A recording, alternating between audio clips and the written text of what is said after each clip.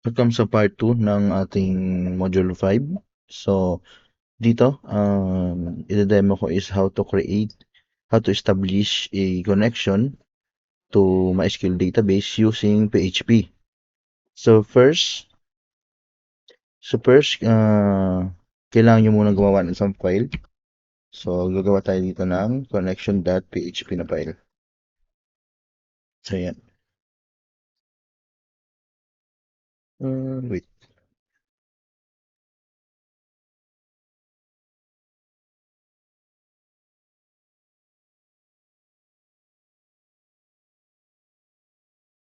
Connection.php.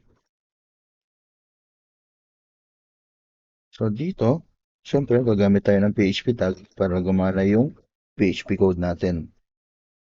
So, nabanggit ko kanina na para makapag-establish ng connection sa database, may kailangan kayong apat na information galing sa database server nyo. So, maglalagay lang tayo dito ng note, ng comment, ng database settings. Tapos, ang mga kailangan natin na database information na yun is yung hostname, yung username, password,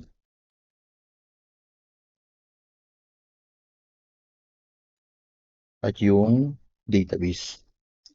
At yung database name. So, yung apat na yan, para makuha natin yung apat na yan, kailangan meron tayong access sa database server. Pero since gumagamit lang tayo ng SAMP na local server, web server, doon natin kukunin yung apat na information na yan. So, dito, punta lang tayo dito sa PHP-MyAdmin natin.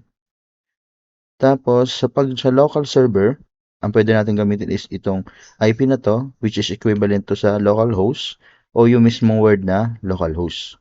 Pag sa web server naman, pag nasa online na kayo, either ang pwede nyo gamitin is yung IP server ng hosting o yung domain ng database hosting nyo.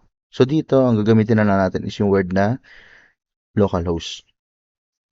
So pwede natin iset yung localhost dito. Tapos, sa database, pwede natin gamitin is ito, database IT discipline activity. So, copy lang natin yan. Tapos, paste natin dito sa database name.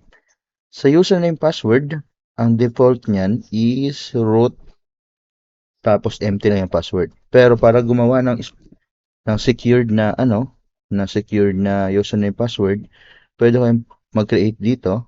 So, dito sa PHP-MyAdmin, pwede kayong pumunta doon sa database. Tapos, under privileges, pwede kayong mag-create ng new user account. So, dito, click nyo lang yan. Tapos, pwede kayong mag-set dito. So, dito, set natin lang is name ko na lang. Tapos, sa host name is localhost. Sa password, pwede kayong mag-set ng custom. Gusto nyong password o kaya auto-generate. Sa generate password. So, dito, copy natin to. Space. Tapos, yung username, copy, then paste. Yan.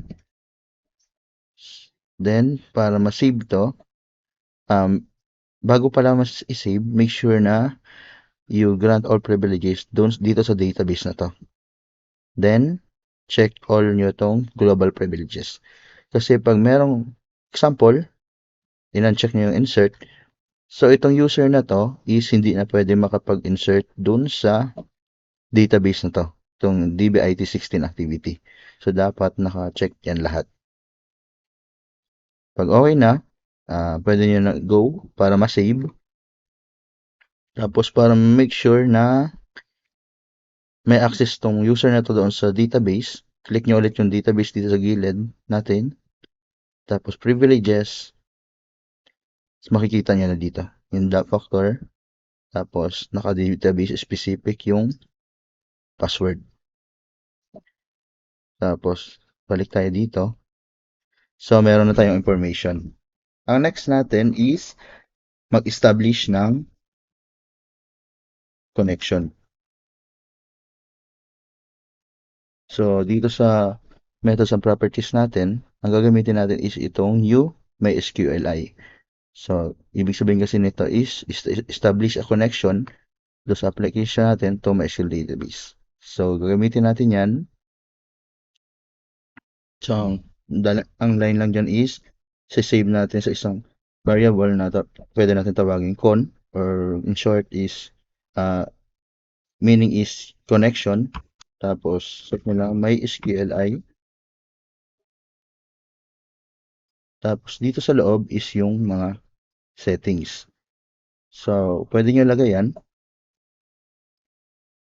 Dapat pala pasunod yan. So, dapat hostname muna, username, yung password, at yung database name. So, dapat pasunod yan.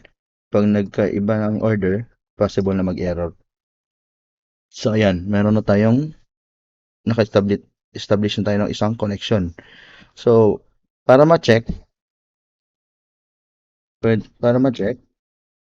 ilagay natin ng comment dito ng check connection.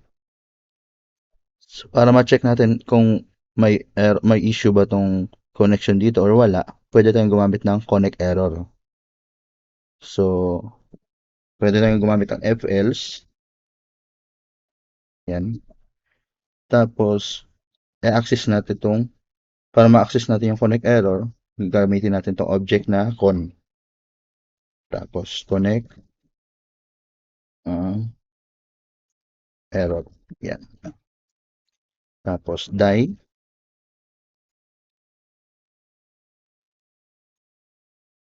Connection error.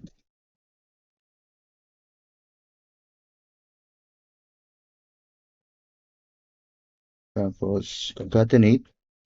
Tapos, pwede natin gamitin ulit yung connect error.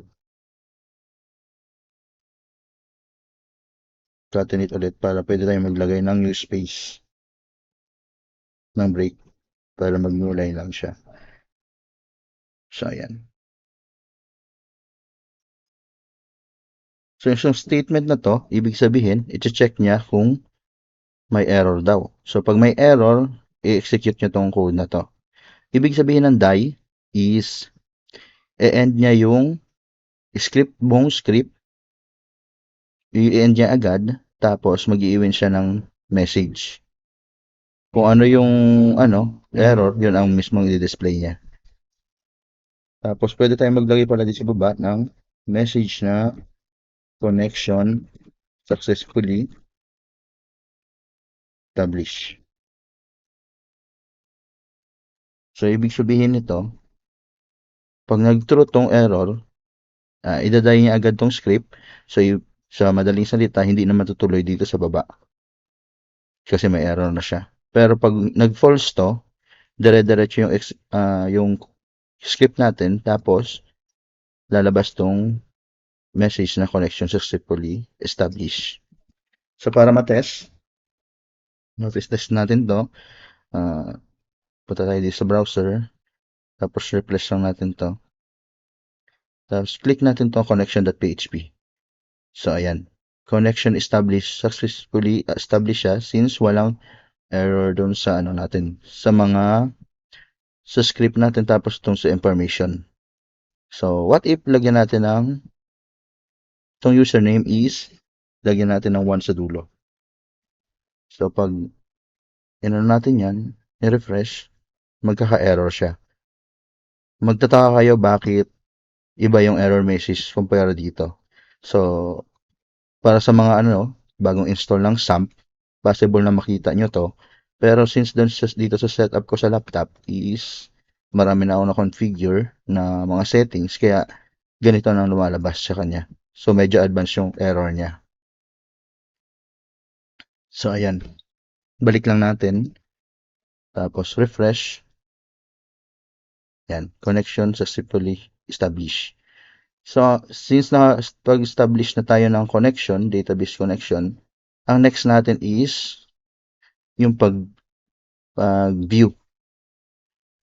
I-display natin yung laman ng database dito sa PHP, sa web browser.